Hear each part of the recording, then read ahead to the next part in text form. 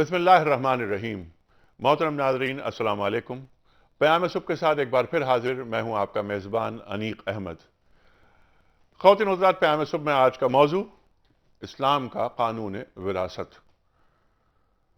मोहतरम नाज़रीन, हमारा दीन अल्हम्दुलिल्लाह सुम्मा अल्हम्दुलिल्लाह दीन मुकम्मल, दीन फितरत, ज़िंदगी के तमाम मसाइल का हल पेश करता है। और सिर्फ ज़िंदगी ही में पेश आमदा मसाइल का हल पेश नहीं करता, बल्कि इंसान के इंतकाल कर जाने के बाद, उसके फौत हो जाने के बाद जो मसाइल पैदा हो सकते हैं उनकी भी रहनुमाई करता है। ख़वातीन और हज़रात, एक बड़ा मसला मुस्लिम माशरों का विरासत की तकसीम है। एक शख्स फौत हो गया, जो उसने अपने माल और असबाब छोड़ा, जिसे हम तरका कहते हैं, उस तरके की तकसीम जो असहाबुल फ़राइज़ हैं, यानी जो करीबी रिश्तेदार हैं, वालिदैन हैं, उनमें किस तरह तकसीम होगी?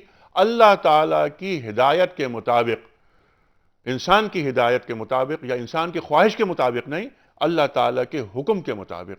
और ख़वातीन और हज़रात, अल्लाह ताला कुरान करीम में फरमाता है कि अगर हुक्म अदूली हुई, अल्लाह ताला के हुक्म को नहीं माना गया, तो उन लोगों के लिए अज़ाब मुहीन का लफ्ज़ के दो अल्फाज आए हैं, यानी रुसवा कर देने वाला अजाब है उनके लिए। ख़वातीन और हज़रात, मीरास के मसाइल क्या हैं? सरकार दो आलम सल्लल्लाहु अलैहि वसल्लम फरमाते हैं कि इल्म मीरास सीखो और सिखाओ। मालूम करेंगे कि इस जुमले की बलागत क्या है, ये जो आप फरमा रहे हैं सल्लल्लाहु अलैहि वसल्लम। तफसीली गुफ्तगू होगी। रोज़मर्रा के जो मसाइल हैं हमारे सामने, वसीयत के हवाले से हमारे पास कुछ मसाइल ऐसे भी हैं कि तकसीम में औरतों के साथ नाइंसाफ़ी होती है, तकसीम में तरके की, औरतों को कुरान करीम के साथ शादी करके मीरास से महरूम कर दिया जाता है, और बहुत सारी बातें गुफ्तगू में आएंगी। लेकिन इस वक्त हम चलते हैं लाहौर, जहाँ मुंतज़िर मोहतरम कारी खालिद उस्मान अलवी साहब आयात रब्बानी की तिलावत से इस प्रोग्राम का आगाज़ करते हैं। आइए लाहौर चलें। शुक्रिया अनीक साहब। अऊज़ु बिल्लाहि मिनश शैतानिर रजीम। बिस्मिल्लाहिर रहमानिर रहीम।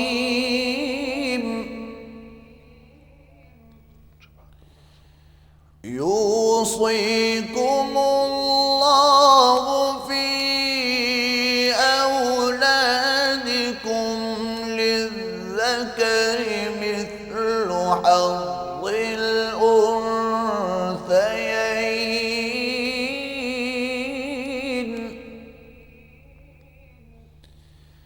फ़इन कुन्न निसाअन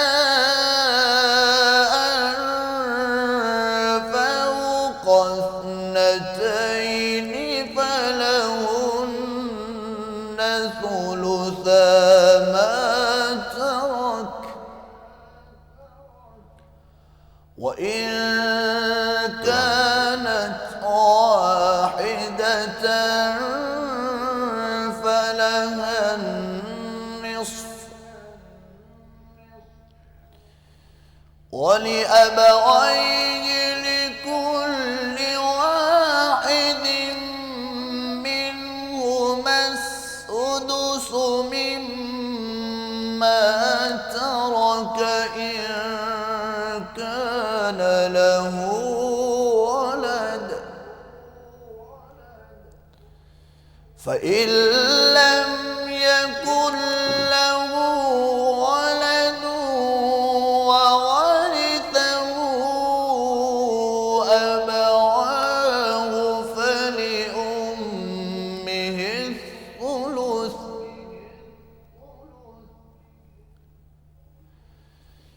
فإن كان له إخوة فلأمه السدس من بعد وصية يوصي بها أو دين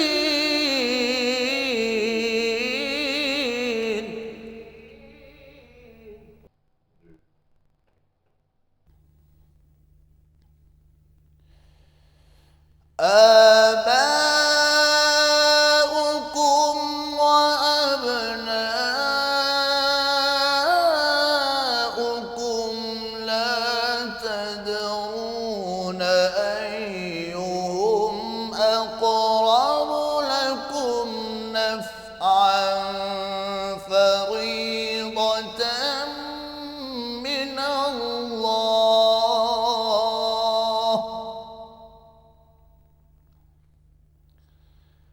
فريضة من الله إن الله كان عليما حكيما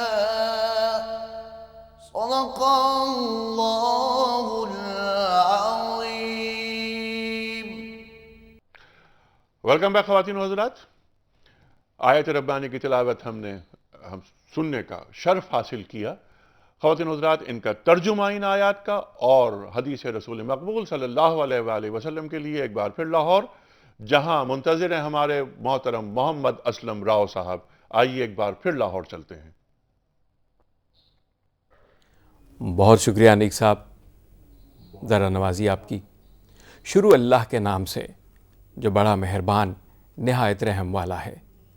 خدا تمہاری اولاد کے بارے میں تم کو ارشاد فرماتا ہے کہ ایک لڑکے کا حصہ 2 لڑکیوں کے حصے کے برابر ہے، اور اگر اولاد میت صرف لڑکیاں ہی ہوں یعنی 2 یا 2 سے زیادہ تو کل ترکے میں ان کا 2/3، اور اگر صرف ایک لڑکی ہو تو اس کا حصہ نصف، اور میت کے ماں باپ کا یعنی دونوں میں سے ہر ایک کا ترکے میں 6واں حصہ، بشرطے کہ میت کے اولاد ہو. اور اگر اولاد نہ ہو اور صرف ماں باپ ہی اس کے وارث ہوں تو 1/3 ماں کا حصہ، اور اگر میت کے بھائی بھی ہوں تو ماں کا 6واں حصہ. اور یہ تقسیم ترکہ میت کی وصیت کی تعمیل کے بعد جو اس نے کی ہو یا قرض کے ادا ہونے کے بعد جو اس کے ذمے ہو عمل میں آئے گی. تم کو معلوم نہیں کہ تمہارے باپ دادوں اور بیٹوں پوتوں میں سے فائدے کے لحاظ سے کون تم سے زیادہ قریب تر ہے. یہ حصے خدا کے مقرر کیے ہوئے ہیں، اور خدا سب کچھ جاننے والا اور حکمت والا ہے.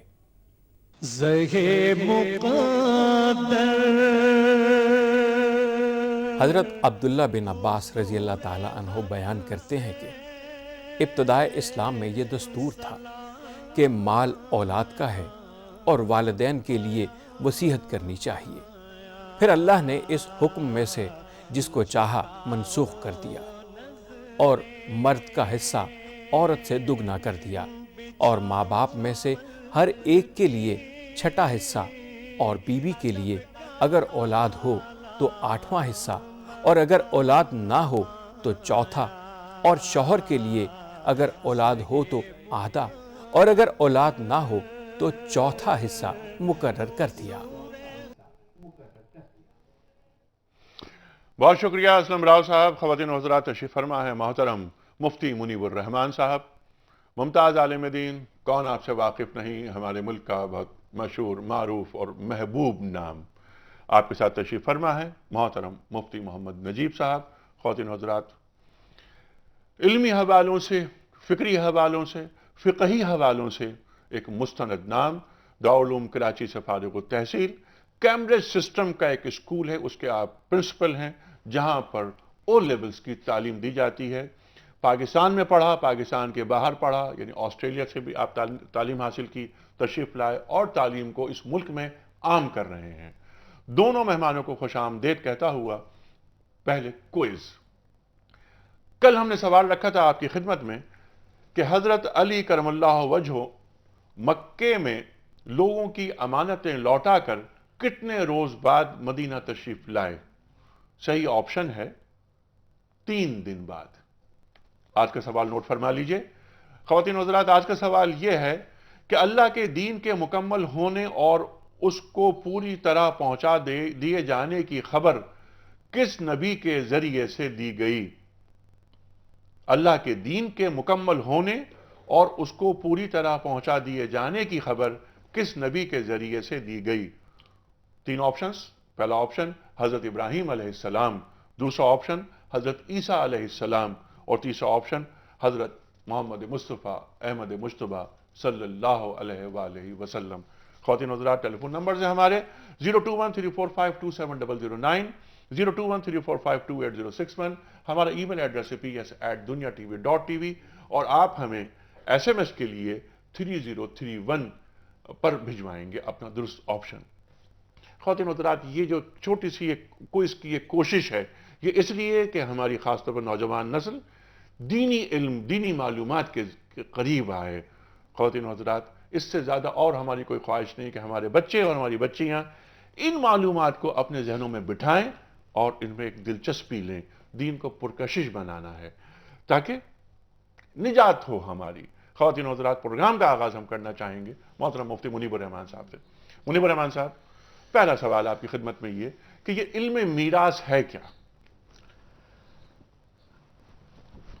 رسول اللہ صلی اللہ علیہ وآلہ وسلم نے اسے نصف علم قرار دیا، کیونکہ علوم کے باقی تمام شعبے انسان کی حیات سے متعلق ہیں، اور اس کا اطلاق کسی شخص کی وفات کے بعد ہوتا ہے۔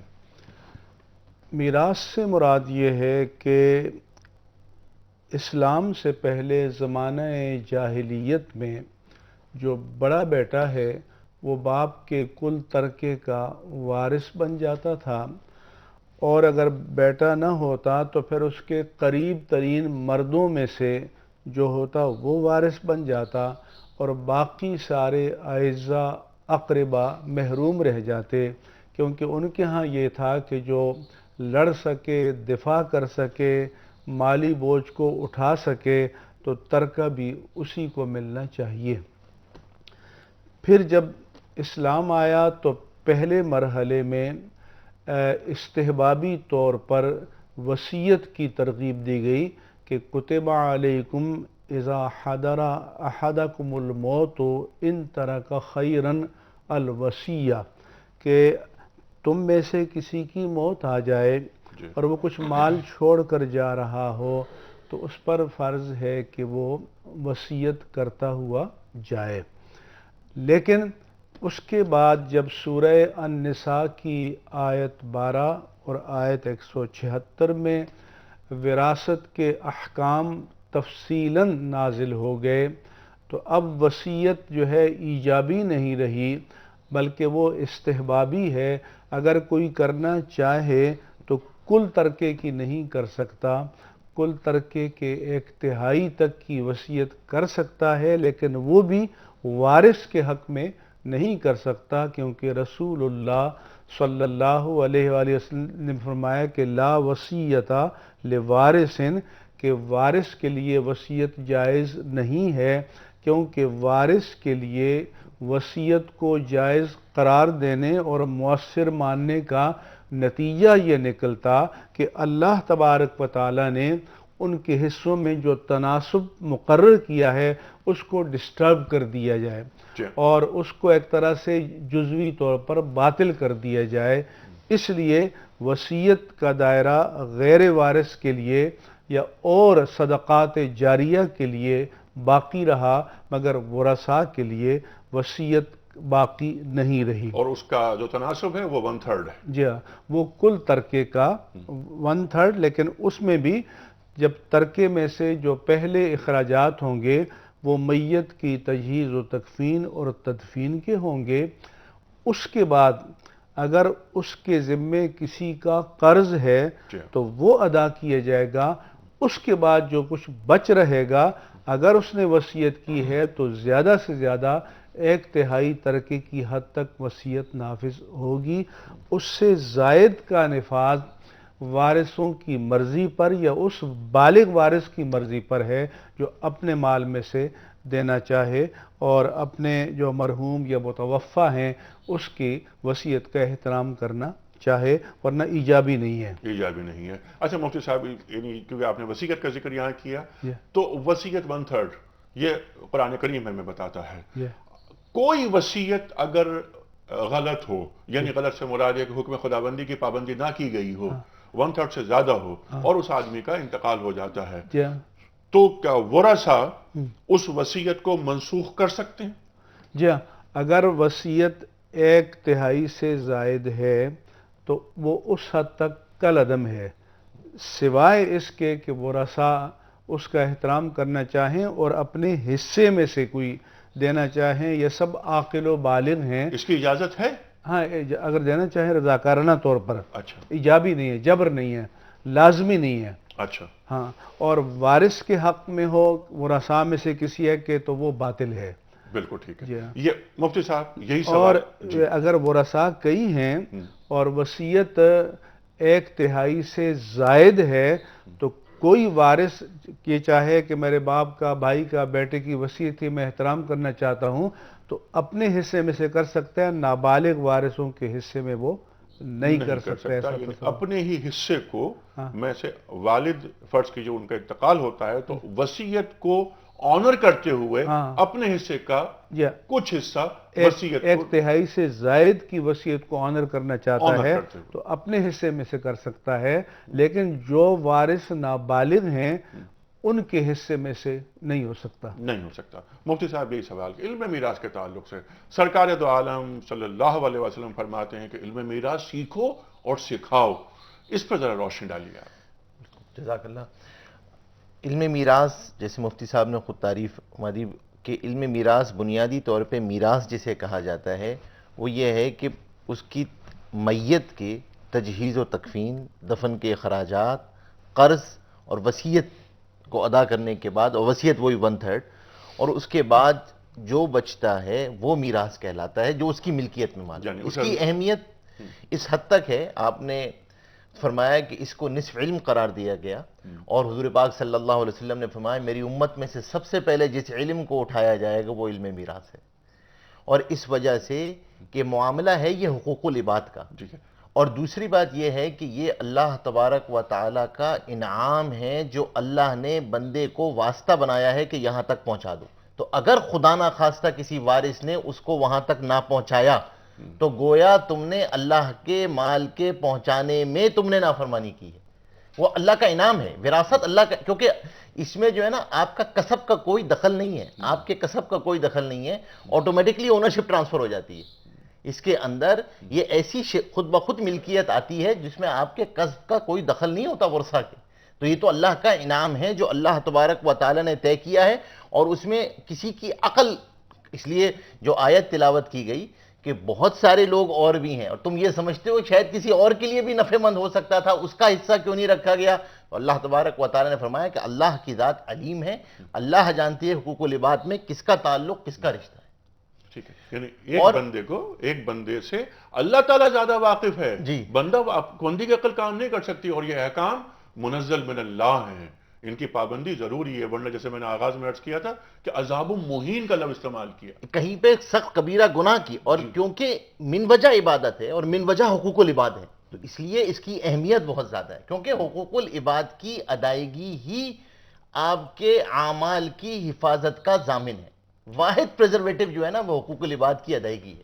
ٹھیک. تو یہ من وجہ عبادت ہے، اللہ کا حکم ہے، اور من وجہ حقوق العباد ہے یہ کہ آپ نے بندوں کے حق ادا کرنے ہیں، اور اس میں اگر آپ کے زیر کی کوئی یتیم بھی ہے ورثہ تو پھر تو اس یتیم یعنی نابالغ ورثہ ہیں، پھر تو اس کی اہمیت اور زیادہ بڑھ جاتی ہے، اور آیات وعید بہت سخت ہو جاتی ہے.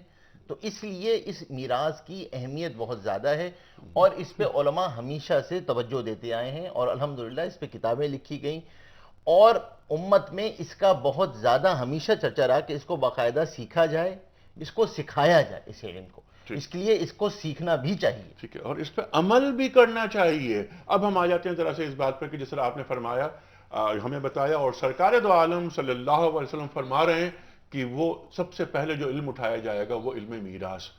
لگتا ہے ایسا ہے کہ ہمارے ماحول میں کہ آج اپنی مرضی ہم داخل کرنے لگے ہیں. بڑا بیٹا جیسے آج بڑے بیٹے کو دے دیا، ایک بچے کے حالات خراب ہیں، غربت ہے اس کے پاس، تو ایسا کرتے ہیں زیادہ اس کو دے دیتے ہیں. عورتوں کو میراث سے محروم کر دیا جا رہا ہے. ان تمام معاملات کو کیا عکاسی اس بات کی نہیں ہو رہی کہ واقعی علم میراث ہم میں سے ختم ہوتا جا رہا ہے؟ جی ہاں، اصل میں بنیادی طور پر جو علم میراث کی، احکام میراث کی حکمت ہے وہ یہ ہے کہ کیلا یکون دولتم بین الاغنیاء، ارتکاز دولت نہ ہو جائے، کسی ایک فرد کے پاس سب کچھ نہ چلا جائے، بلکہ وہ کئی افراد کے درمیان تقسیم ہو جائے اور دولت کا فیض عام ہو جائے۔ یہی وجہ ہے کہ بعض لوگ مثلا بیٹیوں کو لے آئیں گے، کسی اور کو لے آئیں گے، وہ جی فلاں کے لیے والد کی خواہش تھی، ہم وڈرا ہو جاتے ہیں، تم وڈرا ہو جاؤ۔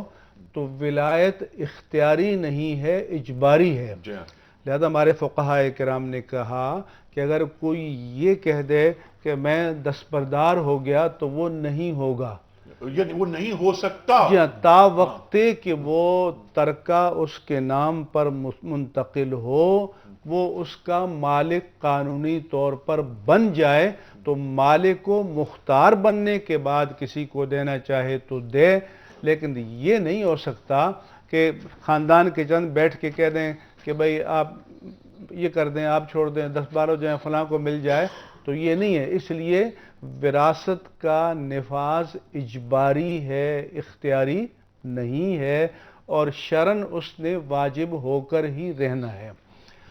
اب ہم جو کچھ کرتے ہیں اس قانون وراثت یا احکام الہی کو بدلنے کی کوشش کرتے ہیں۔ تو ایک تو یہ ہوتا ہے کہ عورت کو وراثت سے محروم کر دیا جاتا ہے۔ پھر یہ کیا جاتا ہے کہ اگر کسی خاندان میں قریب میں اس عورت کے ہم پلہ جیسے چچا زاد وغیرہ میں رشتہ نہیں ہے تو قرآن سے شادی۔ قرآن سے شادی کی معنی یہ ہے کہ اب اس کے نام پر جو اجباری طور پر بھی ترکہ آ گیا ہے، جب شادی نہیں ہوگی تو وہ بیچاری ایسی ساری زندگی محرومی کی گزار کر جب مر جائے گی دوبارہ ان کو لوٹ آئے گا۔ تو یہ بھی اللہ تعالیٰ کے قانون کو اپنے ہیلوں سے، مکر سے ناکام بنانا ہے۔ میں کہتا ہوں کہ حکومت کو یہ قانون بنانا چاہیے کہ جب کسی کا انتقال ہو جائے تو اگر وہ منقولہ جائیداد ہے تو مالیات کے ادارے اس بات کے پابند ہوں کہ وہ اس کے تمام ورثاء کے حصص ان کے نام پر قانونی طور پر منتقل کریں، اور جب وہ مالک ہو جائیں اس کے بعد کوئی بھی عاقل بالغ، عاقلہ بالغہ جب اپنے مال کا مالک ہے تو وہ خود تصرف کرے، کسی کو دے، وہ ہے۔ لیکن یہ نہیں ہو سکتا کہ کسی سے وڈرال لکھ کے اور دستبرداری لکھ کے اور چند کو نکال کر چند کے نام پر کر دے۔ یہ اسلام کی تعلیمات کے قطعی طور پر خلاف ہے، بلکہ توہین ہے۔ ہاں بالکل، قرآن مجید کے احکام کی صریح خلاف ورزی ہے۔ جی ہاں، اور یہ ہمارے ملک میں سمجھتا ہوں کہ بہت زیادہ، اور خاص طور پر جو جاگیردار معاشرہ ہے، جی ہاں، خاص طور پر جو ہمارا دیہی معاشرہ ہے، وہاں قانون وراثت پر صحیح طور پر عمل نہیں ہو رہا۔ بالکل ٹھیک ہے۔ اور ایک اور بات بھی ضمناً اجازت دیں کہ زندگی میں وراثت نہیں ہے، لیکن اگر کوئی اولاد میں دینا چاہے تو وہ ہبہ کہلائے گا، تو اس میں اور ایک اور دو کا تناسب نہیں ہے، اس میں حضور کا حکم یہ ہے کہ بیٹے اور بیٹی کو برابر دو ہبہ۔ وہ ہبہ کے مسائل ہیں نا، کسی کو گفٹ کر دینا وہ تو الگ چیز ہے بالکل۔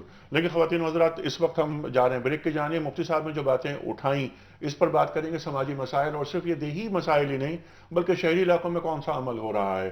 اپنی خواہشات کو دین سمجھ لیا گیا ہے اور دین پر اپنی خواہشات کو نافذ کیا جا رہا ہے۔ جس طرح آپ نے فرمایا کہ دین کی سراسر خلاف ورزی ہے، اپنی خواہشات نہیں ہوتی، اللہ تعالیٰ کے احکام کی پابندی لازمی ہے، واجب ہے۔ قرآن کریم میں موجود ہیں احکامات، منزل من اللہ ہیں، اور اللہ تعالیٰ بندوں کے حقوق بندوں کی نسبت زیادہ جانتا ہے۔ اس طرف جانے بریک پر جب واپس آئیں گے تو ہم ایک سوال یہ بھی رکھیں گے کہ بعض اوقات نافرمان اولاد کو عاق کر دیا جاتا ہے، اخبارات میں آ جاتے ہیں اشتہارات کے عاق نامہ۔ کیا شریعت بچوں کو عاق کرنے کی اجازت دیتی ہے؟ جواب لیں گے بریک کے بعد۔ آ رہے ہیں چھوٹے سے بریک۔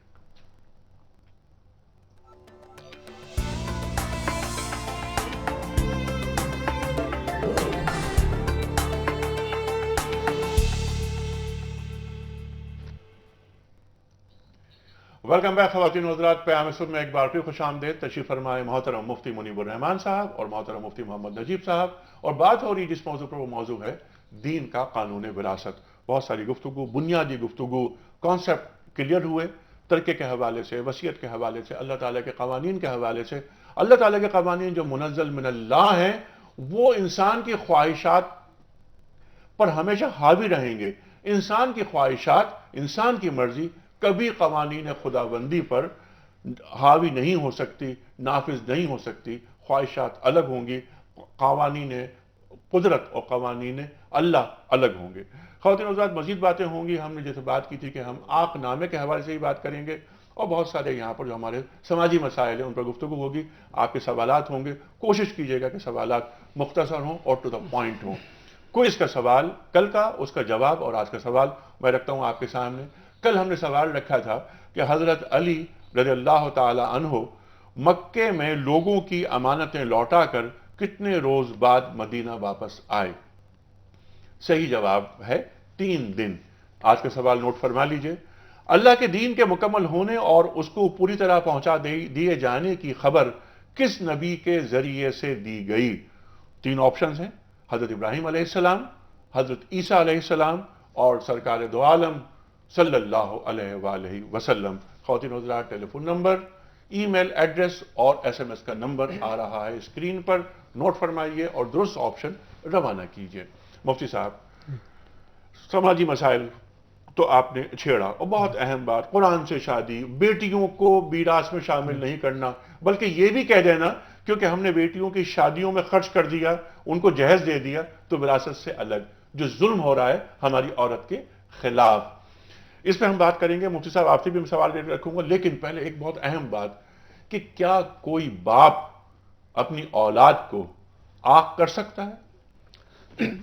देखें, आँख करना नहीं होता, आँख होना होता है, क्योंकि आँख के माने हैं नाफरमान के। ठीक। तो या आँख करार देना होता है कि वो ये करार दे दे कि ये नाफरमान है। ठीक है। तो नाफरमानी कोई करे, उसको कोई डिक्लेयर करे या न करे, नाफरमानी नाफरमानी है, और औलाद के लिए शकावत है, बदनसीबी है, आक़िबत की बर्बादी है। लेकिन अगर कोई इसलिए उसको आँख करार देता है कि अल्लाह ताला के कानून विरासत को मुअत्तल कर दे उसके हक़ में, तो ये मुमकिन नहीं है, शरीयत इजाजत नहीं देती। नाफरमानी अलग चीज है, लेकिन क्योंकि वो औलाद में शामिल है, इसलिए अल्लाह ताला का हुक्म यह है कि बेटे को विरासत में हिस्सा दो, ख्वाह वो कितना नाफरमान हो। ठीक है मुफ्ती साहब, ये नाफरमानी की सजा तो अल्लाह ताला उसे दे देगा, वालिदैन का नाफरमान नहीं होना चाहिए, लेकिन शरीयत इजाजत नहीं दे रही इस बात की। इस पर कुछ गुफ्तगू फरमाइए। तो देखें, शरीयत इस बात की इसलिए इजाजत नहीं दे रही कि ये अल्लाह तबारक व ताला ने मीरास को किसी कंडीशंस के साथ नहीं जोड़ा था कि उस वक्त आपकी औलाद को मिलेगी जब वो फरमाबरदार हो। ये तो अल्लाह की तरफ से इनाम है जो नस्बी रिश्ते की बिना पर दिया गया। उसके गुनाह वो उसके गुनाह उसको मिल रहे होंगे। तो इसलिए इसको किसी ऐसी कंडीशन के साथ मीरास को जारी करना, जैसे अभी आपने एक मिसाल दी थी, एक तो ये आँख करने के हवाले से ना, ये बहुत ही उर्फ है कि ख़वातीन को ये कह दिया जाता है कि हमने तुम्हारी शादी पे ये खर्च कर दिया था फला फला। तो उनसे मैं अक्सर एक सवाल किया करता हूँ कि आप ये बताइए कि अगर किसी ताजिर ने आपको आपकी शादी पे कोई बहुत अच्छा, किसी बेटी की शादी पे गिफ्ट दे दिया हो, तो क्या आप उसके रिसीवेबल्स माफ कर देते हैं? वो ये कहे कि नहीं जी, मैं तो आपका कर्जा नहीं दे सकता क्योंकि मैंने आपकी शादी पे 1 लाख का गिफ्ट दे दिया था। तो भाई वो तो आपने हिबा किया और वो हिबा उस पर कर दिया। दूसरी चीज, एक अहम चीज ये याद रखिएगा कि लोग ये समझते हैं कि तरका कोई बड़े बड़े एसेट्स के अंदर है। तरका जिसे कहा जाता है वो मैयत के महलात से लेकर सुई तक की मिल्कियत पे है। इसलिए जब तकसीम होगी तो सुई तक की चीजें भी तकसीम होंगी। दूसरी सबसे बड़ी हमारे यहाँ मसला यह है कि अल्लाह ना, यानी जहालत की बिना पर एक बहुत बड़ा उर्फ ये चल पड़ा है कि अगर आप फौरी तौर पे तकसीम करना चाहें तो कहते हैं देखो जी अभी तो आंखें बंद नहीं हुई हैं और यहाँ तकसीम माल की बात शुरू हो गई है। नहीं, ये मैं आपको वो बता रहा हूँ, बिल्कुल ये ज़मीनी हक़ाइक़ है। यानी इसका मतलब ये हुआ, अल्लाह ना करे कि आप, क्योंकि क्योंकि जॉइंट ओनरशिप क्रिएट हो गई ना, मैयत के जाते ही हर माल में वुरसा का हिस्सा है। अब आप गिलास भी पी रहे हैं और अगर वारिस की इजाजत नहीं है तो गुनाहगार हो रहे हैं। इसलिए फुक़हा ने, उलमा ने लिखा کہ اگر وراثت تقسیم نہ ہوئی ہو تو ایسے گھروں میں جانے سے چیزیں استعمال کرنے سے بھی اعتراض کرو، کیونکہ جوائنٹ اونرشپ کریٹ ہوئی ہے، آپ دوسرے کے مال کو بغیر اجازت استعمال کرنے جا رہے ہیں۔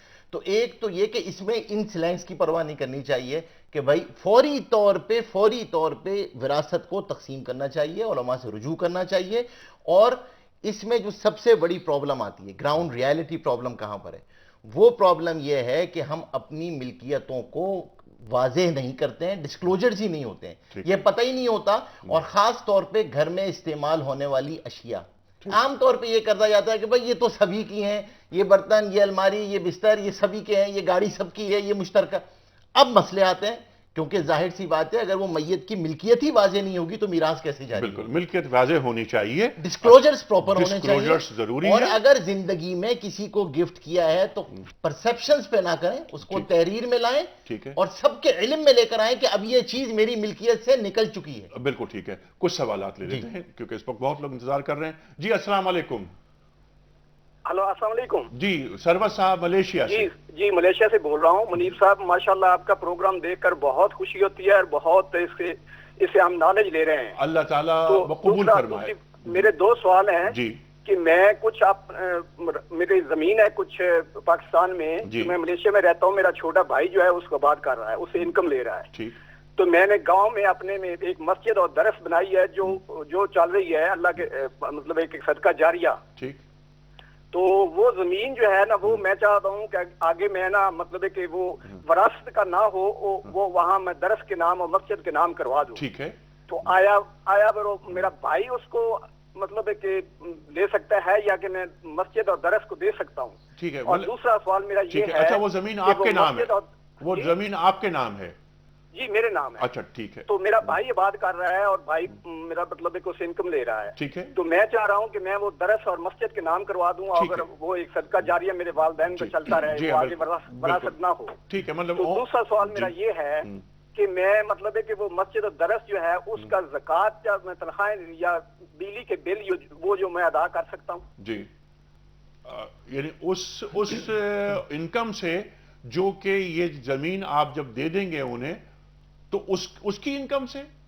نہیں میں مطلب ہے کہ میری جو زکوٰۃ میرے ذمہ بنتی ہے، اچھا، یہ دوسرا میرا سوال ہے۔ اچھا جو میرے زکوٰۃ بنتی ہے اس سے آیا میں وہ مسجد کا درس کا یا قاری صاحب جو ہیں اس کی تنخواہیں میں ٹھیک ہے، دے سکتا ہوں؟ زکوٰۃ کے ذریعے پیمنٹ ہو سکتی، ٹھیک ہے، بالکل، بہت شکریہ، آپ رکھتے ہیں سوالات۔ جی السلام علیکم۔ وعلیکم السلام، جناب والا۔ میں طاہر محمود بول رہا ہوں کوئٹہ سے۔ جی طاہر صاحب، عرض یہ ہے کہ میں نے دو مختصر سوالات پوچھنے اور ان جی کی مکمل وضاحت چاہیے مجھے، جی جی مطلب اوتھینٹک وے جی جی سے۔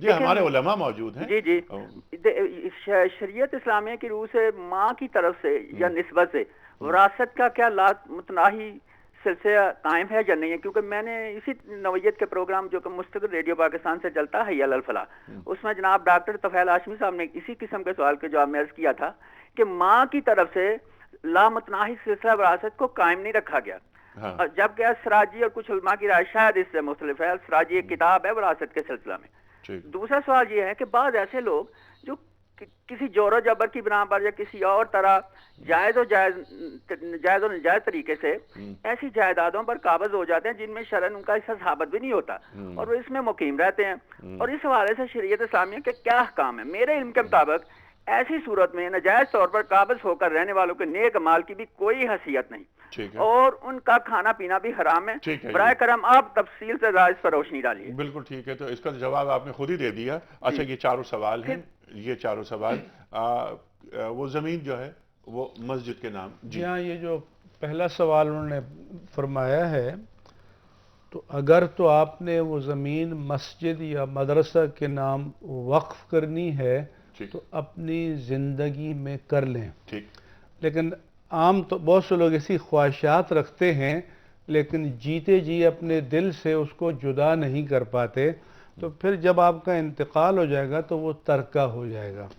اگر آپ نے وصیت کی ہے تو پھر اتنی زمین آپ کے کل ترکے کا 1/3 ہے تو وہ اس طرف چلی جائے گی، اور اگر کل ترکے کے 1/3 سے زیادہ ہے تو پھر جو زیادہ مقدار ہے وہ وراثت میں چلی جائے گی۔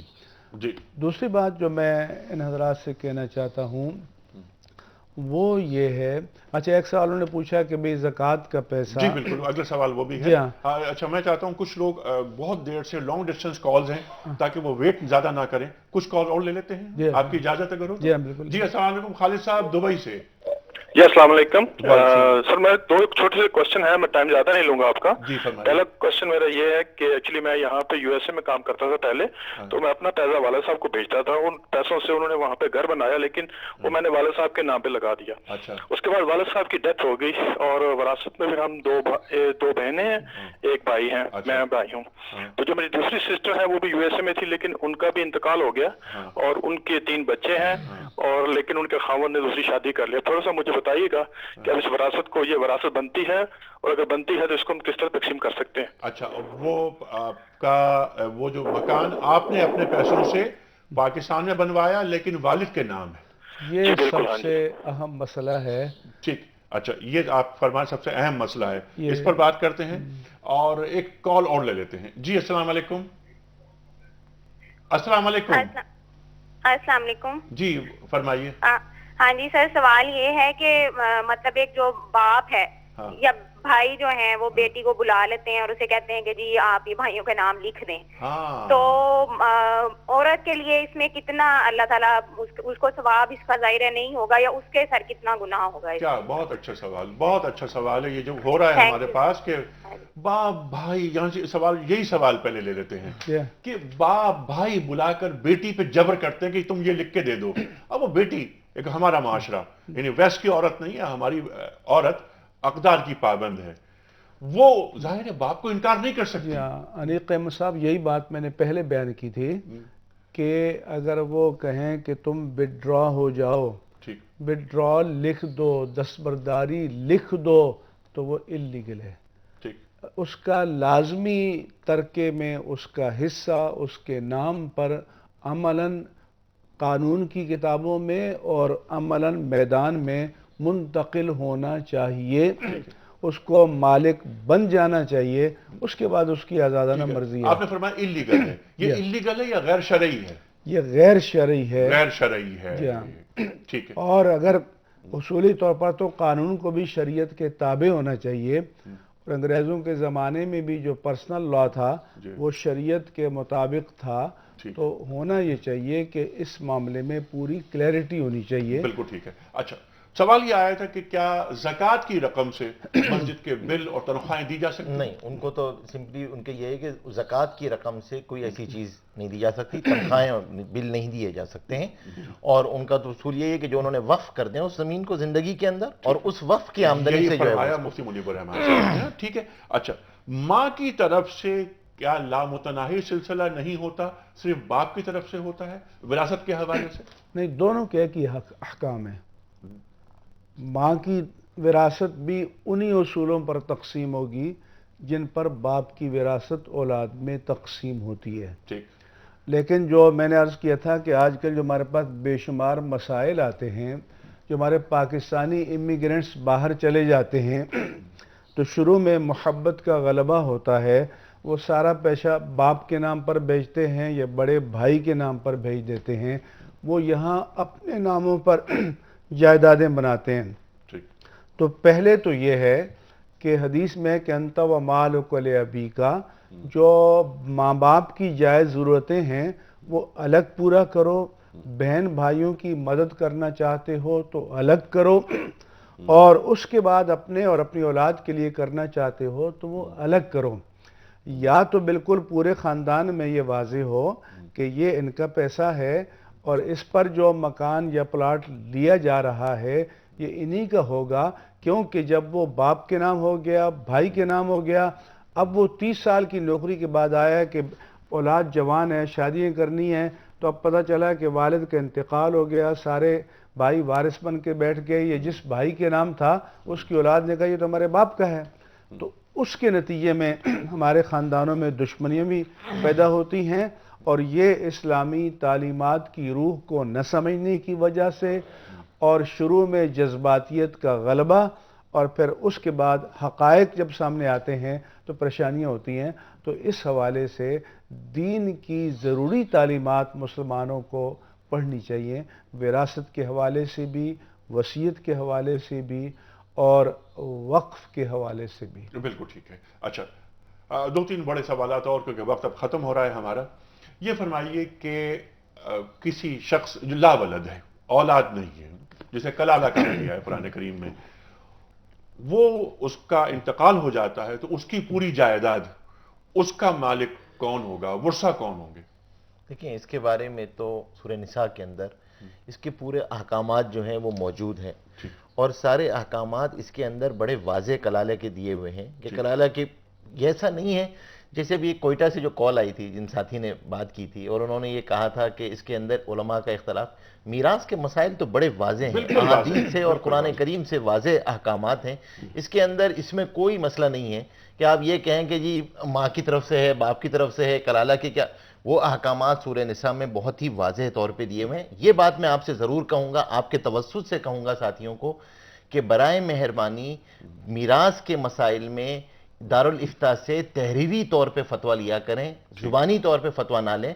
और दूसरी बात यह है कि उसी बात को हमेशा जहन में रखिए, जब ज़िंदगी में किसी पे पैसा खर्च कर रहे हों तो ताशुरु कल अख़वान तामिलु कल अजानिब, भाइयों की तरह रहो, मामला अजनबियों की तरह करो, मामला अजनबियों की तरह। जब आप पैसे किसी को दे रहे हैं, ये वाजे कर दें कि वालिद साहब आपकी मैं हेल्प कर रहा हूँ, भाई मैं आपकी हेल्प कर रहा हूँ। और जो उन बहन ने एक सवाल किया था कि मुझे क्या मिलेगा अगर मैंने दस्तखत कर दिए तो क्या होगा, तो ये याद रखिएगा कि उसको तो अगर उसने भाइयों के इशार के लिए किया, उसको तो अजर अल्लाह के यहाँ से मिल जाएगा। भाइयों के लिए ये गुनाह होगा, उनके लिए कबीरा गुनाह है, उनके लिए ये नाजायज़ है।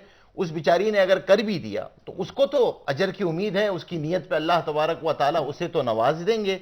और ये बात कहना कि तुम माल ले लो या बहन ले लो, माल ले लो या भाई ले लो, ये कबीरा गुनाह है, कबायर में से है। आदमी अपनी इबादत को भी ज़ाया करेगा और सारी ज़िंदगी उसमें रहेगा, और ज़िंदगी में जो है वो परेशान रहेगा। और बहन और बेटी को इस तरह इमोशनल ब्लैकमेलिंग, बिल्कुल सही, बिल्कुल सही लफ्ज़ है ये, इमोशनल, ये बिल्कुल सही लफ्ज़ है ये, इमोशनल ब्लैकमेलिंग के बारे में।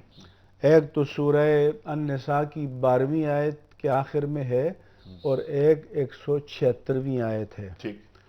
12वीं आयत में जो हुक्म है कि किसी का इंतकाल हो गया, ना उसके माँ बाप हैं, ना उसकी कोई औलाद है, और माँ शरीक बहन भाई हैं। जी जी। तो अगर एक है तो फरमाया कि सुदस मिलेगा, एक से ज़ायद हैं तो उनको 1/3 मिल जाएगा। लेकिन जो 176वीं आयत में है कि वो उसके हकीकी या बाप की तरफ से बहन भाई हैं, तो उस सूरत में अगर एक ही बहन है तो उसको आधा मिल जाएगा, उसके अलावा कोई असबा नहीं तो बाकी भी उसको मिल जाएगा। और अगर बहन भाई हैं तो फिर 2 और 1 के तनासुब से उनमें तकसीम हो। ठीक है। अच्छा मुफ्ती साहब, फर्ज कीजिए कि वरसा में कोई भी मौजूद नहीं है, तो ये माल, ये तरका क्या बैतुल माल में जमा होगा?